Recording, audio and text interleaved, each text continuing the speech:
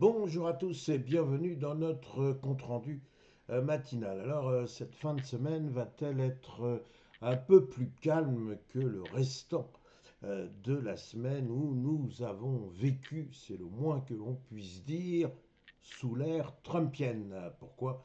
Parce qu'encore une fois, Monsieur Trump a soufflé le chaud, le froid. Alors, beaucoup de personnes estiment que tout le monde a compris quelle était sa méthode.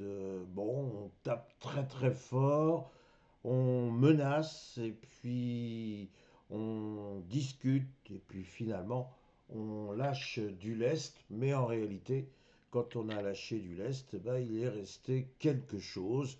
Voilà la technique de Monsieur Trump. Et maintenant, tout le monde dit oui, bon, on l'a compris, elle se répétera tout le temps. C'est là où il faut se méfier, parce qu'encore une fois, il n'y a jamais rien d'acquis sur les marchés, et donc les systèmes un petit peu trop simples qui se répéteraient, personnellement, je n'y crois pas, donc je dis il faut faire attention, il peut y avoir ce que j'appellerais des soubresauts trumpiens, nous n'en nous n'en avons pas terminé. Il y a un accord cadre au Groenland, très bien, mais qui dit accord cadre dit des contrats d'application. Les juristes connaissent bien cette notion et c'est dans les contrats d'application qu'on voit réellement quelle était la portée de l'accord cadre. En d'autres termes, pour ceux qui ne seraient pas juristes, c'est dans les détails que l'on voit la patte du diable. Donc attention, il peut encore y avoir des revirements, il peut encore y avoir des accès de volatilité.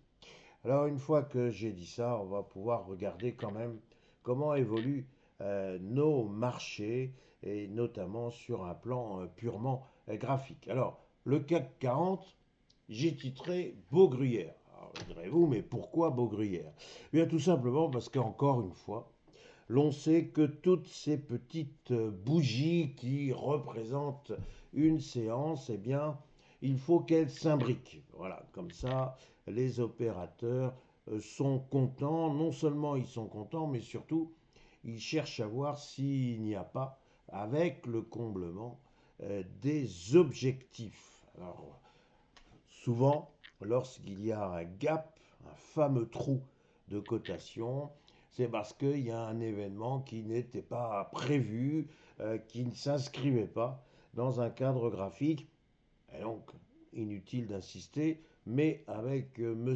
Trump et ses annonces sur le Groenland, tout le monde a pris peur et c'est cette fameuse grosse chute que nous avons connue en deçà non seulement des 8275 points, mais également et surtout en deçà des 8100 points avec test du seuil symbolique des 8000 points. Je m'autorise un tout petit cocorico.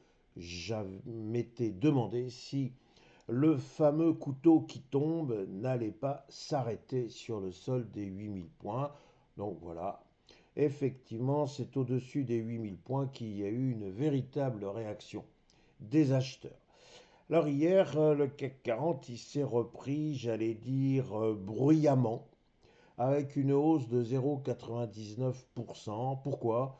Eh bien parce que M. Trump a dit oui, bon, très bien, je renonce aux taxes douanières, vous vous souvenez, qu'il évoquait 200%, pas moins, sur notre champagne et autres cognacs et autres vins. Non, là, franchement, c'eût été la catastrophe. D'ailleurs, LVMH en a pâti. Puis finalement, on dit, bon, il n'y aura pas cette taxe douanière, donc ça va aller un peu mieux. Quant au Groenland, bon, finalement, il va y avoir des bases américaines. Enfin, après tout, il y avait déjà des accords anciens qui prévoyaient cette possibilité. Ce n'est jamais qu'un renouveau d'un passé ancien. Bon, très bien, il y aura des bases américaines. C'est pas si mal que ça. Si jamais il y avait véritablement une menace chinoise ou une menace russe, et puis bon, quelques terres rares, oui, très bien, mais c'est très dur à exploiter.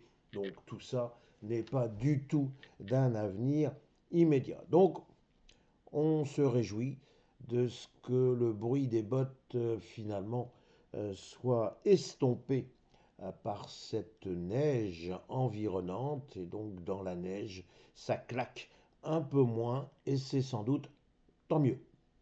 Maintenant, question, est-ce que le CAC 40 va pouvoir finir de combler son immense trou? Alors, on a envie de dire, attention, combler un trou n'est pas forcément un comblement par d'autres petits trous. Je veux dire par là que l'on voit ici déjà que c'est pas bien relié entre les 8000 points et les 8100 points. On voit que entre la bougie d'hier et la bougie d'avant-hier, tout ça n'est pas bien rattaché. Certes, il y a des mèches, mais c'est jamais parfait. Ce qu'il faut, c'est vraiment des corps de bougies pour qu'on ait un beau comblement de gap.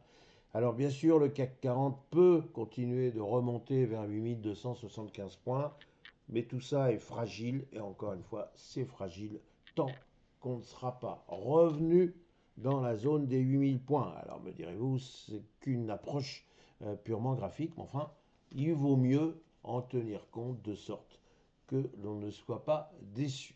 Donc pour aujourd'hui, eh bien, nous allons avoir une fin de semaine sans doute encore un peu agitée, d'autant que l'on va passer du Groenland à l'Iran avec une armada américaine qui se dirige là-bas. Le Groenland nous a permis de ne plus parler de l'Iran et c'est sans doute une erreur. Il y a des gens qui meurent, il y a des gens qui souffrent et il faudrait peut-être ne pas les oublier. Maintenant, si j'en viens à notre S&P 500, je constate que lui aussi nous fait des trous. Il avait un magnifique trou. Euh, c'était mercredi.